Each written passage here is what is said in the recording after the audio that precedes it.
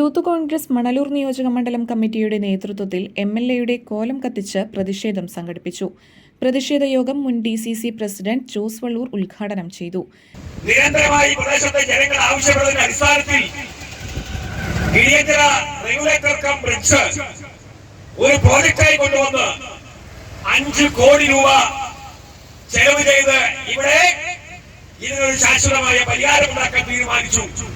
പ്രോജക്റ്റിന്റെ പണികൾ ആരംഭിച്ചു.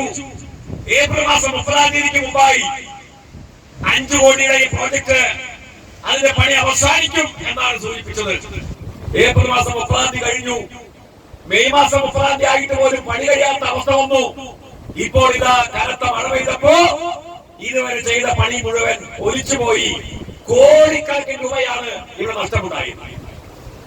സമയബന്ധിതമായി ഇടിയഞ്ചിറ റെഗുലേറ്റർ കം ബ്രിഡ്ജിന്റെ പണി പൂർത്തിയാക്കാൻ സാധിക്കാത്തവർ, ജനങ്ങളെ വെല്ലുവിളിക്കുന്നവർ, ജനങ്ങളുടെ ജീവൻ സ്വന്തം സംരക്ഷണം കൊടുക്കാത്തവർ, അവർ ഈ നാടിന് ബാധ്യതയാണ്. യൂത്ത് കോൺഗ്രസ് മണലൂർ നിയോജക മണ്ഡലം പ്രസിഡന്റ് മഹേഷ് കാർത്തികേയൻ അധ്യക്ഷനായി. കർഷകരെയും തീരദേശവാസികളെയും ദുരിതത്തിലാക്കി ഇടിയഞ്ചിറ റെഗുലേറ്ററിന്റെ നിർമ്മാണം അട്ടിമറിച്ചുവെന്നാരോപിച്ചായിരുന്നു പ്രതിഷേധം. താൽക്കാലിക ബണ്ടുകൾ പൊട്ടിച്ച് ആ മണ്ണ് പുഴയിലേക്ക് ഒഴുക്കുന്നത് സ്വാഭാവിക ഒഴുക്കിന് തടസ്സമാകും.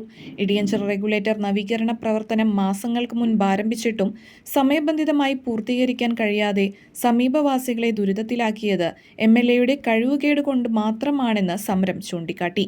നിയോജക മണ്ഡലം ഭാരവാഹികളായ ജിൽസ് പാവറട്ടി, ശരത് കുമാർ, ജനീഷ് വയനാടൻ, മണ്ഡലം പ്രസിഡന്റുമാരായ അനീഷ് എലവത്തൂർ, അരുൺ വെങ്കിടങ്ങ്, സനിഷ തുടങ്ങിയവർ നേതൃത്വം നൽകി.